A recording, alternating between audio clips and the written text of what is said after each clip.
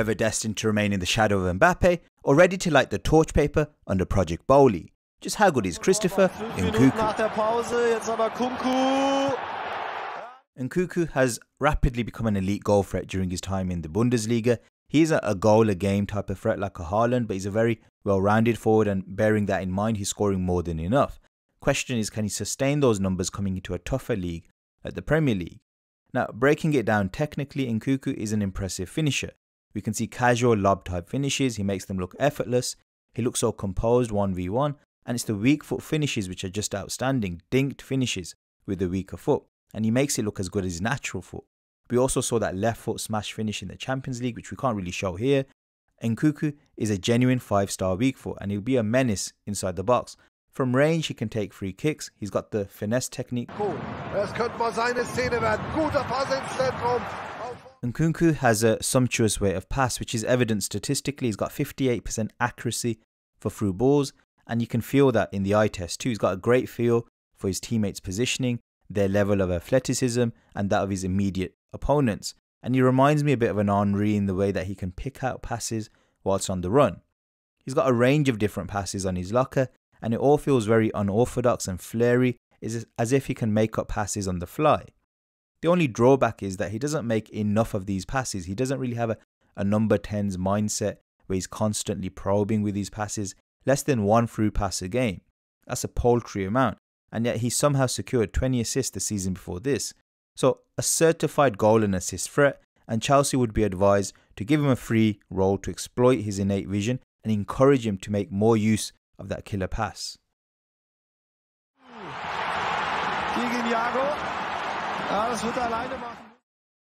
Nkunku has at times been used as a winger, but in truth it's a bad use of him.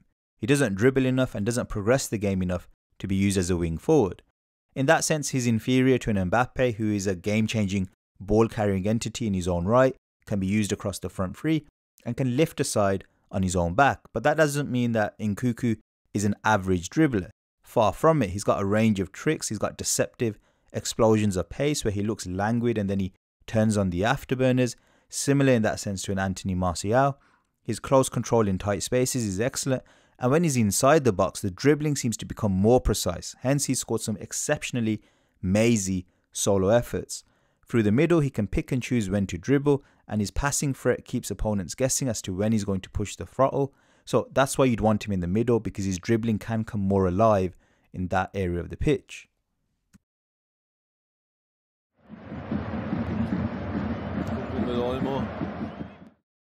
Compared to other false 9 types, Nkunku touches the ball a similar amount. His 86% pass accuracy is mightily impressive and suggests that he's tailor-made for a ball retention type team. However, the eye test suggests that he does pass back the ball a lot. He's a big fan of using wall passes when he feels that someone's up against him. He's not as exciting as a Felix in terms of his general link-up play, but that doesn't mean he isn't efficient and reliable. He generally is someone that can be trusted back to goal, as his touch is going to be secure, and he'll be composed enough to spot where his teammates are even when deep in enemy territory. Because he is quite strong for his frame, it's very rare to see players muscle Nkunku off the ball when he's on the touchline waiting for support, and when running onto a bouncing ball, you at times see him flick it over people's heads quite effortlessly, or once he's got the ball under control, to keep twisting and turning by the edge of the box until there's an option to pass. Nkunku doesn't really put in many crosses, which further highlights his lack of suitability for the winger position. He does statistically boast a high level of accuracy, and it's not surprising when you consider his general football IQ, his feel for a weight of pass, and just how technically competent he is in terms of ball striking. What I would say is that the eye test is okay, but not groundbreaking. He's able to use his weak foot to pull out crosses to the far post or cutbacks to generate assists, and he again showcases that mastery of finesse in terms of bending in crosses, but there's nothing here that you'd say is in the above average bracket. It's a solid part of his game. It's not a liability, but I wouldn't expect him to become a world-class crosser of the ball.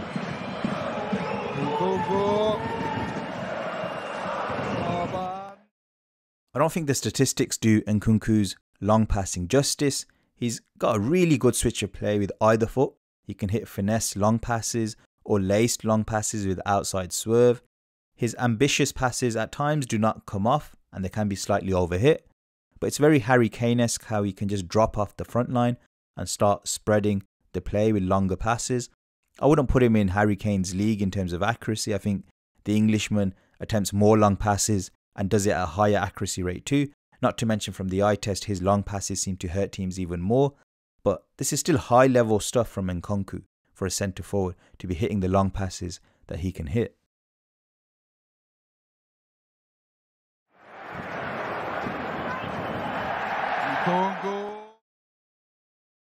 We now move on to one of Nkunku's undoubted weak points, and one that may prove fatal in his desire to be an EPL great: his heading.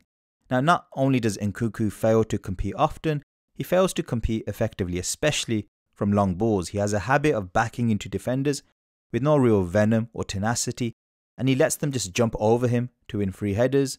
Where he can be effective is using headers when he's not really in close proximity to anyone and he flicks it on accurately to a teammate, but this is hardly difficult for a centre forward. In the box, again, Nkunku doesn't really offer anything of real substance. He can leap well, but there's no real conviction in his game and there's no real belief that he's going to get on the end of things.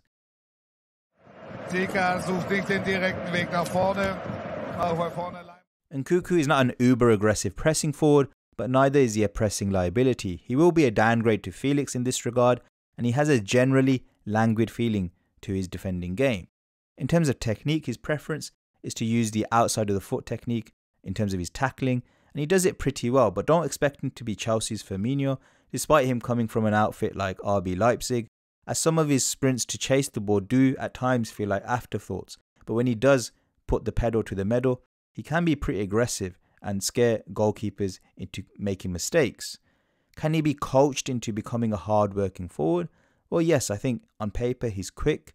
He does have decent defensive IQ in terms of knowing where to press, what are the pressing triggers, what angles to cut off, and his tackling technique does look solid. So I think this part of his game can be elevated, and it needs to be elevated, especially if he's going to be playing under Pochettino.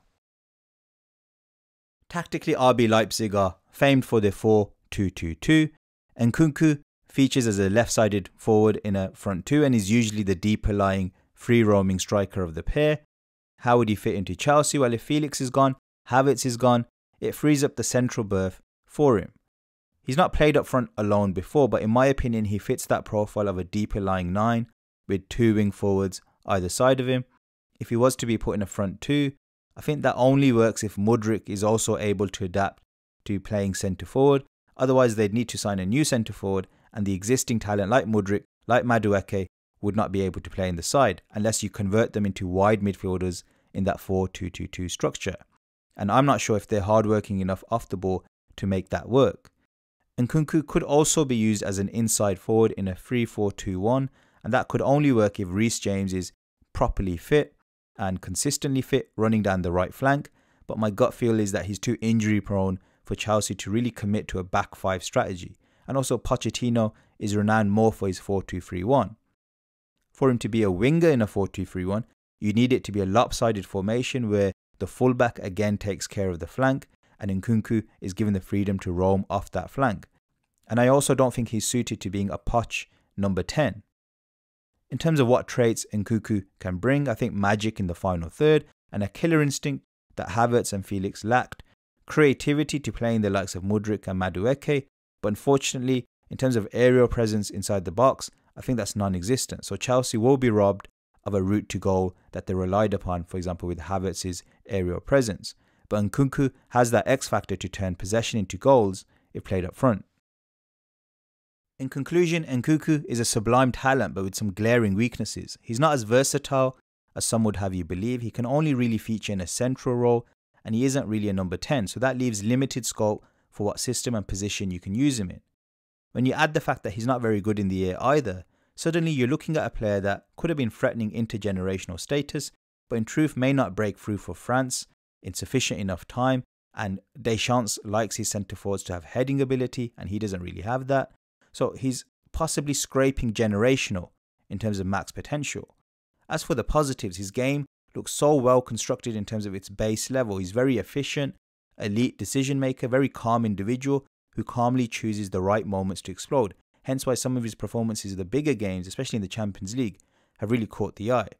Considering the fee that Chelsea have paid in the modern market, I think that looks like a bargain because he is a bona fide Champions League knockout level player already, and at the age of 25 he's got another 5 years, and Mudryk could really hit it off. And when you add Madueke into the mix too, I think it's a very dynamic modern front three with a lot of flair and interchangeability. I can't see him scoring less than 15 goals in the league next year, and once he settles, Chelsea will be hoping he's scoring a minimum of 25 goals a season. He's not a Havertz, Firmino type of false nine that doesn't have the desire or the feel for scoring goals. This lad is also a killer inside the box. Anyway guys, hope you enjoyed the video. Please like, share and subscribe, and see you guys again next time. Bye.